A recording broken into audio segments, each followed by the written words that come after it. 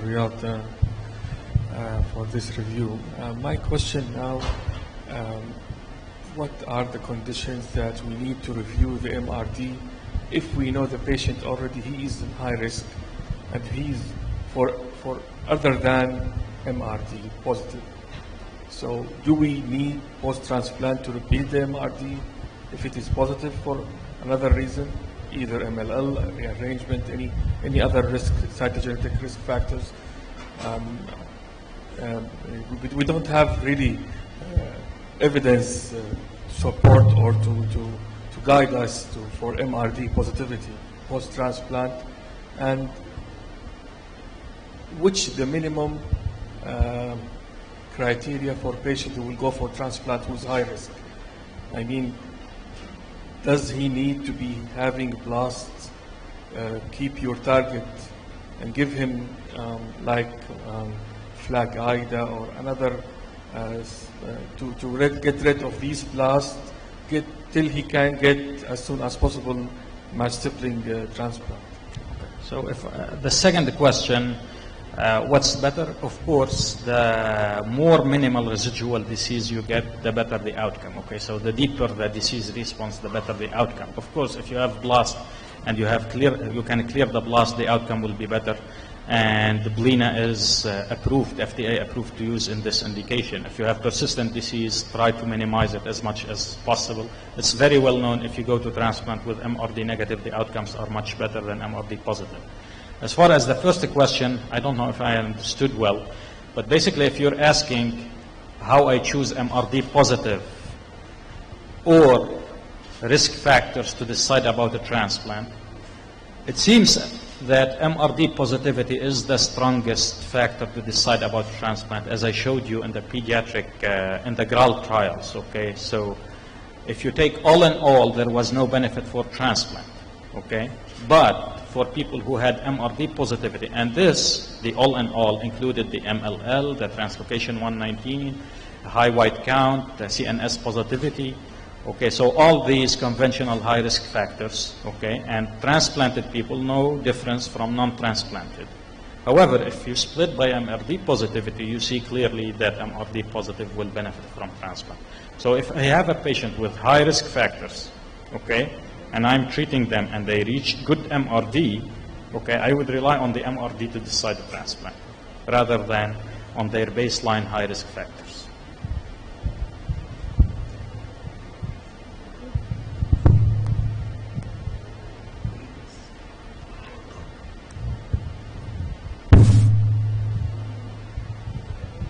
My question to Dr. Jabour, I think you reported from the MD Anderson that adding rituximab to the standard hyper-CVAD would expect to add like more than 30% in the progression-free survival. Did you observe that benefit of adding rituximab to all levels of CD20 expression? I mean, less than 10%, 10 to 20, and 20 and more? You know, in our own data, we only use rituximab for 20% and above, so we don't have data for lower, although other people are using rituximab for a threshold of 10%. We know when we give steroid, we can push for overexpression of CD20, and then we can add rituximab later on. As I show you with the ofatumumab, we have a cutoff of 1%, and for the group who are below 20%, when we compare to hyper-CVAD alone, they seem to be benefiting from adding ofatumumab. Now the question as well, maybe the expression of CD20 confers a bad outcome. It's controversial. Those who are CD20 negative or low level may have a better disease, and adding something may not help. I don't know this answer. Thank you. Dr. Bassa? Thank you for both speakers. I always try to abstain from treating patients with ALL because it is heartbreaking, frustrating, even with transplant, unfortunately, in adults, not in pediatrics. But I guess our success in chemotherapy in ALL in adult is not that, I mean, CR, yes, high, but long term is dismal, 30%, 40%, even with transplant. So I think with the introduction of CAR-T, I think everything will move up front rather than waiting as relapse refractory disease. So CAR-T up front in adults, and in ASH there was a nice abstract in different entity where they used dexamethasone dasatinib for Philadelphia positive ALL, just 2 drugs, and then followed by a RIC transplant in elderly with ALL, and showed a benefit. So transplant or CAR-T cell, which is a form of transplant, I think it should be the way to go, rather than doing the chemo admission, staying in hospital for months without the fruits that we are expecting, and leave the pediatric with their success and get me out of the pediatric protocol. They update with COG and they don't tell us. That's the situation in our institution. Just I want to highlight one thing about pediatric versus adult regimen, and I know Dr. Faqih highlighted clearly your standard of care in Saudi is use pediatric regimen. In all honesty, they are not better than hyper-CVAD for all ages, 20 and 40 and older, number one. Number two is, if you're mentioning CAR-T moving forward in the front line, I think CAR-T, Blina, and Ino are easier to combine with the hyper-CVAD than it is with the pediatric regimen. Number 3, I agree with you, the CAR-T cells are great innovation, scientifically speaking. In the relapse setting right now, they are not better than we can get with the Blina and inotuzumab, at least in salvage 1. But definitely there is room for them to replace allotransplantation in the frontline setting in high-risk patients. And one could conceive eventually load chemotherapy for short period, Blina CAR-T and then cure of AML. I personally prefer hyper-CVAD. I used to live with it. I couldn't not to make the point. Okay. Any other questions? Yeah. Dr. Imran.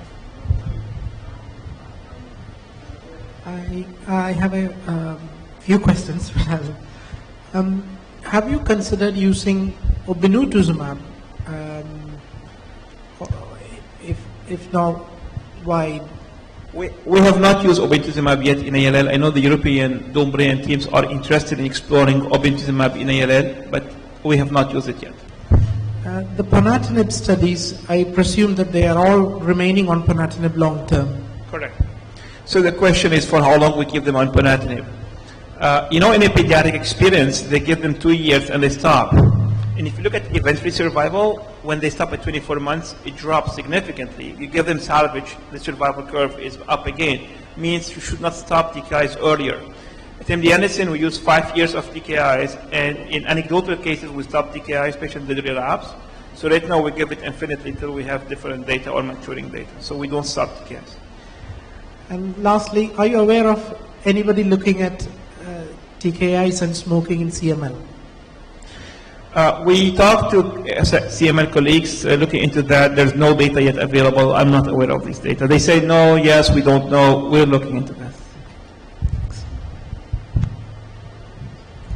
I have a question. How the quality-adjusted life years affect our decision in treating with inotuzumab? Great question. I want to address it in the last talk about these drugs cost around $350,000. If you give 4 cycles of Blina in USA, it's around $370,000. Each cycle of INO is $80,000. So we're paying tons of money for the drugs. For a survival benefit of only 2 months, really is it worth to pay all this money for 2 months survival? My answer is no, if you give the drug in a third salvage or fourth salvage. But if you use these drugs in combination with chemotherapy, and you can have a survival at 3 years of 50%, then for this amount of money you spend, it's justifiable. Now again, it depends from country to country, what's quality of life year adjusted. In the USA, with our exercise, I think with a 3-year survival of 50%, it's justifiable. Thank you. So I have last question. Yes. You spoke about the CMR in Philadelphia positive. So do you do bone marrow molecular assessment or peripheral blood? So the assessment at 3 months is a bone marrow assessment. For the follow-up, we do 3 months PCR, 6 months, 3 months blood, 6 months bone marrow. And we have a great correlation between both, but we still do a bone marrow every 6 months, at least the first 2 years. And the rest is blood. In presence of the new immunomedication, how this would affect our transplant decision? With respect to the cost, of course. And you know the cost now is an issue everywhere. Well, Riyad mentioned that he goes for transplant in MRD positive setting, which I think that's what standard of care, but I think we should not transplant anybody MRD positive. We should clear them with a blinatumomab to become MRD negative and go for transplant thereafter. You don't have to give 4 cycles of blinatumomab. You can give 1 to get the MRD negative or 2 max, then go for transplantation. If you're going to go again in this expensive strategy to cure this disease, you know, do it in an optimal way. And I think 2 courses of blinatumomab plus transplant is still better than the transplant alone and have a higher relapse rate. You know, that being said, we're using as well a maintenance strategy with the blinatumomab and INO to avoid relapses, because when the relapse outcome is really poor. Thank you very much. I really enjoyed the session.